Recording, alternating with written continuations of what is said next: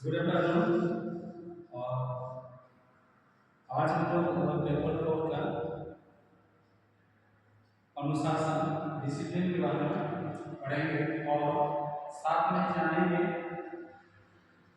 अनुशासन के कौन कौन से स्वरूप हैं और अनुशासन के स्वरूप और साथ ही अनुशासन के किसी विद्यालय में जो है अनुशासन बनाए रखने के लिए क्या क्या सुझाव जो है होता है। पहले बात करते हैं हम लोग अनुशासन की। अनुशासन प्रत्येक देश और समाज के लिए सबसे अमूल्य निधि है और जिस प्रकार किसी देश और समाज के जीवन में अनुशासन का मूल्य अधिक है, उसी प्रकार अनुशासन व्यक्ति के जीवन के लिए बहुत महत्वपूर्ण है और समाज के लिए बालक विद्यालय में तैयार किए जाते हैं, अतः विद्यालय में भी अनुशासन का स्थान बहुत महत्वपूर्ण है। अनुशासन के बारे में पीपी नन उनके अनुसार अनुशासन का अर्थ है अपनी भावनाओं और अपनी शक्तियों को नियंत्रण के अधीन करना, जो अव्यवस्था को व्यवस्था प्रदान करता है। यानी टिफिन उनके अनुसार वो बताते हैं कि जो अनुशासन है, अनुशासित व्यक्ति या अनुशासित बच्चे तभी हो सकते हैं जब वो अपने भावनाओं को और उनकी शक्तियों को नियंत्रण कर सके, अपने नियंत्रण के अधीन कर सके, और जिससे क्या होता है जो भी अव्यवस्था है उसमें जो है व्यवस्था प्रदान करता है। साथ ही हम लोग नेक्स्ट बात करेंगे अनुशासन के स्वरूप। अनुशासन के कौन कौन से स्वरूप हैं? शिक्षा शास्त्रियों द्वारा अनुशासन के 4 स्वरूप बताए गए हैं, जिसमें आप देख रहे हैं प्राकृतिक अनुशासन पहला, दूसरा आधिकारिक अनुशासन और तीसरा सामाजिक अनुशासन और चौथा व्यावहारिक अनुशासन। और बात करते हैं प्राकृतिक अनुशासन। प्राकृतिक अनुशासन किसको कहेंगे कि प्राकृतिक अनुशासन जो है इनके समर्थक, जो प्राकृतिक अनुशासन है इनके समर्थक रूसो और स्पेंसर इनको मानते हैं। उनका कहना था कि बालक को प्रकृति के जो प्रकृति है उसके ऊपर बालक को छोड़ देना चाहिए और प्रकृति उसे खुद अनुशासन में लाती है। बच्चे को छोड़ना चाहिए अपने हिसाब से और प्रकृति जो है उसको अपने हिसाब से उसके कार्य के हिसाब से उसे दंड या जो भी अनुशासित करने का काम करे। जैसे हम बोलते हैं कोई बच्चा अगर है, अगर उस बच्चे को प्रकृति में छोड़ दिया जाए और कहीं वजह से आग जल रहा है तो वहाँ पे अगर बच्चा जाता है और आग को छूता है तो छूने के बाद उसका जो हाथ जल जाता है, ठीक उसी प्रकार बच्चा फिर उस काम को नहीं करेगा। यानी बच्चा को अनुशासित करने का काम स्वयं जो है प्रकृति करती है। और यानी प्रकृति के जो नियम है और उस नियम के विरुद्ध अगर कोई काम करता है तो प्रकृति उसे जो है दंड देती है और उसे जो है अपने नियंत्रण में रखने का काम करती है। जैसे एक और भी जैसे मान जाड़े का दिन है और जाड़े के दिन में अगर आप ठंडा पानी में नहाते हैं तो उसमें भी आपको जो है ठंडा लगती है और बुखार आ जाता है। यानी प्रकृति के अनुरूप अगर आप काम नहीं करते हैं तो प्रकृति उसे स्वयं दंड देती है, यानी किसी न किसी प्रकार से उन्हें जो अनुशासित करने का काम करती है। ये हो गया प्राकृतिक अनुशासन। दूसरा है आधिकारिक अनुशासन। आधिकारिक अनुशासन में आधिकारिक अनुशासन जो है उसमें बालक अपने जो बालक से जो बड़े हैं उनके घर के माता बहन पिता जो भी है उनके जो वो उनके अधिकार में आते हैं। जैसे बच्चों को बताया जाता है कि आपको कैसे रहना है, कैसे काम करना है, जो भी घर के बड़े हैं उनकी जो आज्ञा है उनको मान के जो है काम करना है। यानी आधिकारिक रूप से जो उनको इसी प्रकार जब वो स्कूल जाता है तो वहाँ जो उनको नियमों का पालन करना पड़ता है, उसके जो आज्ञा है उनको मानकर जो है काम करना पड़ता है। अपने बड़ों और शिक्षकों के अधिकार में बालक की जो आधिकारिक अनुशासन आता है। यानी बालक की जो आधिकारिक अनुशासन है वो परिवार के माता पिता, बड़े भाई, साथ ही साथ जो शिक्षक है वो जो है उनके आधिकारिक रूप से अनुशासन में वो लोग आते हैं। नेक्स्ट है सामाजिक अनुशासन। सामाजिक अनुशासन हम लोग देखते हैं कि बच्चे जो है जैसे पूरे परिवार में है और परिवार में होने के बाद धीरे धीरे जब बच्चे बाहर जाते हैं, परिवार से बाहर जाते हैं या समाज में आते हैं, और जब बच्चे समाज में जाते हैं तो जैसे जैसे बड़ा होता है वो समाज में जाते हैं और समाज में अनुशासन का वो विकास करने का प्रयास करते हैं। मतलब विभिन्न प्रकार के कार्य या दंड जो है जिसके भाई से जो है व्यक्ति उस काम को नहीं करता है।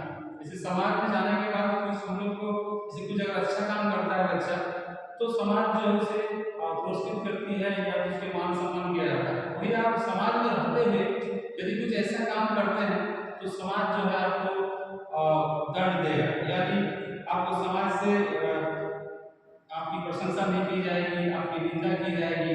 तो इसी प्रकार जो है सामाजिक अनुशासन में समाज व्यक्ति को अनुशासन में रखने का काम करता है, क्योंकि आप अच्छा करते हैं तो अच्छा ही होगा, अगर बुरा करते हैं तो समाज जो है आपको उस हिसाब से दंड देने का काम करती है। और भय रहता है कि हम इस काम को नहीं करें क्योंकि समाज को क्या बोलेगा, मतलब समाज के डर से, समाज की मान्यता के तौर पर जो हम लोग उस तरह का काम को नहीं करते हैं।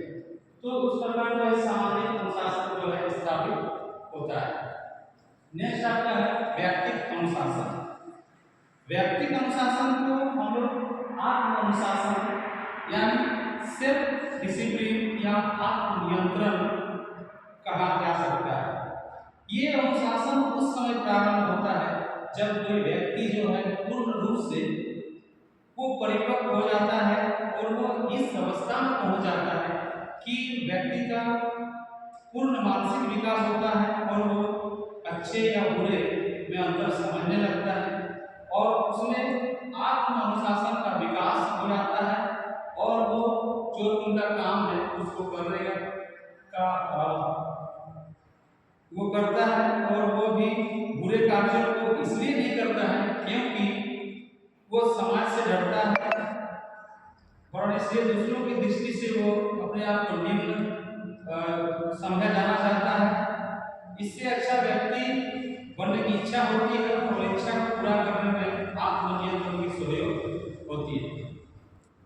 ये हो गया अनुशासन के स्तर। और नेक्स्ट है कक्षा में अनुशासनहीनता के कारण। जो कक्षा कक्ष है उसमें ऐसे क्या क्या कारण है कि जिससे हम जो है क्लास को जो है अनुशासन में नहीं रख पाते हैं, यानी अनुशासनहीनता क्या क्या कारण हो सकते हैं। बहुत सारे कारण हैं, तो यहाँ बात करते हैं कि एक होता है बालक के कारण। वैसे कौन कौन से कारण है कोई क्लास में कि जो है अनुशासनहीन क्लास में हो। तो पहला है कि बालक की व्यक्तिगत विभिन्नताओं पर ध्यान नहीं देना, यानी कोई भी क्लास में जो बच्चे हैं वो भिन्न भिन्न परिवार से और भिन्न भिन्न जगह से आते हैं और आने के फलस्वरूप जो है उनकी जो व्यक्तिगत विभिन्नताएं हैं, अगर उस पर जो व्यक्तिगत विभिन्नताएं हैं अगर उस पर ध्यान न दिया जाए तो जो है हम बच्चे को अनुशासित नहीं रख सकते हैं, क्योंकि बच्चों जो है के बहुत सारे व्यक्तिगत भिन्नताएं होंगी, वो चीज पर जो है ध्यान देना चाहिए। दूसरा है परिवार या मित्रों के कारण बुरी आदतें पड़ जाती है। निश्चित तौर पे जब भी बच्चे हैं अलग अलग परिवार से आते हैं, उनके परिवार या उनकी जो आपसी जो मित्र हैं और उनके कारण जो बुरी आदतें पड़ जाती हैं, वो आदतें जो हैं जो परिवार में है या उनके मित्रों पे जो बुरी आदतें हैं, वो कहीं ना कहीं वो आदतें जो हैं आपको क्लास में दिखाई देगी। तो ऐसे जो बच्चे हैं या जो परिवार से आए हैं उनकी जो बुरी आदतें हैं उन पर जो है शिक्षक को ज़्यादा से ज़्यादा ध्यान देना चाहिए और उसमें ध्यान देकर ही हम जो है क्लास को अनुशासित कर सकते हैं। तीसरा है अध्यापकों की वेशभूषा या पढ़ाने का ढंग। निश्चित रूप से जो अध्यापक है यानी जो शिक्षक है उनकी जो वेशभूषा है, उनका ढंग जो है ये तय करता है कि क्लास को अनुशासित वो कैसे रख सकता है। जैसे कोई शिक्षक है, उनका पहनावा या उसका रहन सहन या उनका बोलने का ही अगर कोई ऐसा पाठ हो जो कि बच्चों को नीरस लगे, कुछ ऐसा चीज हो, कुछ शिक्षक कुछ ऐसे आदत होते हैं जो कि बच्चे को खराब लगे, तो वो जो चीजें हैं वो शिक्षक में नहीं होनी चाहिए और उस पर जो है शिक्षक को ध्यान देना चाहिए। शिक्षक की वेशभूषा अच्छा हो, उनका पढ़ाने का ढंग अच्छा हो, उनका पढ़ाने का शैली अच्छा हो। नेक्स्ट है दमन सिद्धांत का अनुसरण। दमन सिद्धांत का अनुसरण, ये दमन सिद्धांत का अनुसरण क्या है कि कभी-कभी देखते हैं हम लोग क्लास में जो है बच्चे को उसको डरा के और उसको इस तरह का धमका के या कुछ अपना दमन नीति के तहत जो है हम उसको अनुशासित करने का प्रयास करते हैं। लेकिन ये जो दमन सिद्धांत पर अगर किसी बच्चा को हम लोग ये करते हैं तो वो उसको हम नेचुरल नहीं बोलेंगे, आर्टिफिशियल बोला जाएगा, क्योंकि उसको हम लोग बना रहे हैं, उसको डरा के उसको धमका के। बल्कि वो अनुशासित जो ये अनुशासन है वो ज़्यादा देर तक जो है वो नहीं चलेगी दमन सिद्धांत के बाद, बल्कि बच्चा को उसको समझा के और उनको अच्छे कामों के लिए पुरस्कृत करके, उत्साह दे के और उनको जागरूक करके बच्चे को ये करके अगर हम उसको अनुशासित करते हैं तो वो अनुशासित जो है ज़्यादा चलेगी। ठीक है, और नेक्स्ट जो हम बात करेंगे नेक्स्ट क्लास में, आज के लिए